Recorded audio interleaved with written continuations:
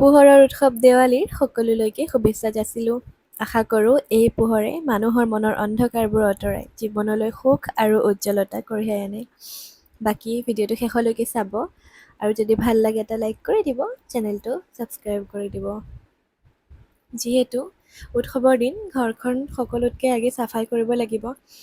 আৰু আচলতে চাফাই মই নকৰোঁ, মানে বাইদেউ এগৰাকী আছে, তেওঁ সহায় কৰি দিয়ে। কিন্তু উৎসৱৰ দিন যিহেতু তেওঁলোকেও নিজৰ ঘৰখন সজাব লাগিব, গতিকে এই দিনত তেওঁলোককো ছুটি দিয়া হয়।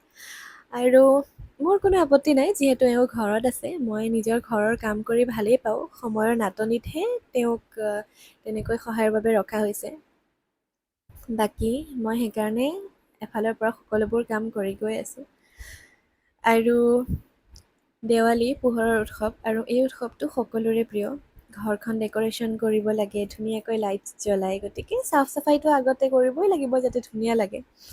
আৰু ভাবিলোঁ আপোনালোকক আৰু এটা বস্তু দেখাওঁ ৰ'ব। এই বেগটো এওঁ মোক দেৱালী বুলি গিফ্ট কৰিছিলে। আপোনালোকৰ কেনেকুৱা লাগিছে জনাবচোন। মই অলপ ডাঙৰত লৈছোঁ, যিহেতু বেবীও আছে, আৰু ব্লেকত লৈছোঁ যাতে সকলোবোৰ আউটফিটৰ লগত মেটচ হয়। আপোনালোকৰ কেনেকুৱা লাগিছে জনাবচোন। এই চেয়াৰখন আকৌ বহুত দিনৰ পৰা ৱেইট কৰি আছিলোঁ, বোলো কেতিয়া পাবহি। ফাইনেলি পালেহি। এখন মানে দেহাক খোৱাবৰ কাৰণে খুব বেছি প্ৰয়োজন হৈ আছিলে। মই এফালে লৈ লৈ মানে তাক খুৱাওঁতে একদম কঁকালৰ বিষ উঠি গৈছেগৈ। সি খুব ভাল পাইছে, আৰু মই ব্লু কালাৰতে দিছোঁ সেইকাৰণে। বাকী আপোনালোকৰ কেনেকুৱা লাগিছে জনাবচোন।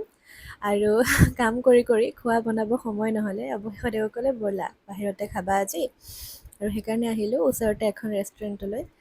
বাকী আজিলৈ আহিছোঁ, বাই।